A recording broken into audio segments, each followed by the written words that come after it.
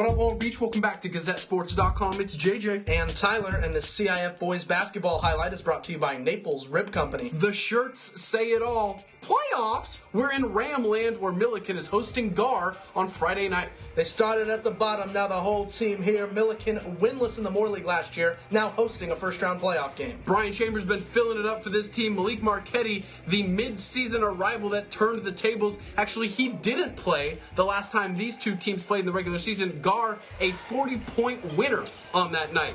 Different teams, but kind of the same thing we've seen from this Millikan squad. Helter-skelter. Can't be surprised. Seatbelt was mandated at this game. The Rams opened 0 of 6 from three-point range. That's not a good sign because they need that in their offense. Sophomore Jeremy Carlisle sparking Gahr, handing it off to Ryan Hart there.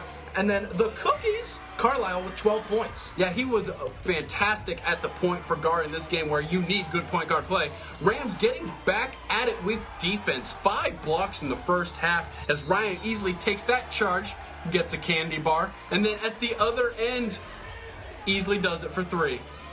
And then Sidney Scott's like, oh, I like that spot. So finally, Rams starting to hit from the outside 19-12 after the first. But the Gladiators start to dial it up from distance in the second quarter. Anthony Austin right there. And then started Millikan as they forced 17 turnovers on this night. Just that pesky defense, JJ. Yeah, they were getting the scramble points. They hit 5 3-pointers in the second quarter. And this is what you're used to seeing from the Rams. They're the ones who get the scramble points, the turnovers that turn into immediate buckets. But it looks like an inter-squad scrimmage out there at this point. It kind of does. I mean, either team could have the players switch sides and you wouldn't really know it. Right here at the buzzer, Carlisle, step back in your eye. That's a triple, and that's going to give the Gladiators a 1-point lead at the break. Would that be a big shot carrying over into the second half? Well, Carlisle carried over his shot into the second half, hits his first one out of the break there for 3. But Millikan's not shooting the ball well, so they got to get the offense going with ball movement. Mark Thomas finds Chambers, and then Chambers outlet finds Thomas.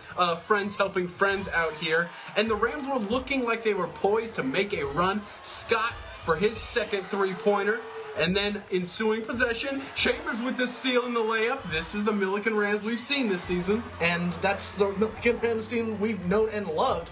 Rams up 3 with under 4 minutes to go. And again, just pressuring. This is Scott's turf coming over to prevent that pass going ahead. Crowd loves it, but it's time for Malachi Hussein to carry Gahr. Hussein with the left hand and the kiss on his way to a team-high 16 points, and Gahr is on their way to a 4-point lead headed to the fourth quarter.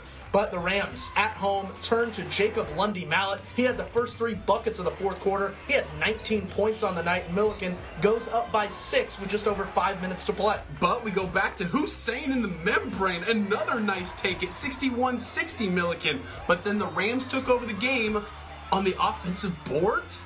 I mean, this is a deep Millikan team, and they can continue to jump with you and battle as you see Chambers put one in, and then Lundy Mallet and Marquetti just working it. Those two really led them as the Rams pulled down 14 O-boards. Millikan had the ball for about 2 of the final 4 minutes in this game. In what was a 2-possession game at that point, they had 8 offensive rebounds in the fourth quarter alone. This is a Millikan Rams team dribbling out the clock in the fourth quarter. We've never seen that. I mean, it's just the Brian Chambers of secrets that they've been able to change things up. Chambers had 23 points for his squad, and then the interception. And it doesn't matter if you miss this transition layup, because that just means 1, offensive rebound stat, check, and 2, run some clock. Gahr only hit 3 3-pointers in the second half. Millikan able to rebound from a slow start and get a 10-point victory, 74-64. A lot of the kids on the team said they were buoyed by a fantastic, supportive, and very large crowd here in the Howard Lions gym.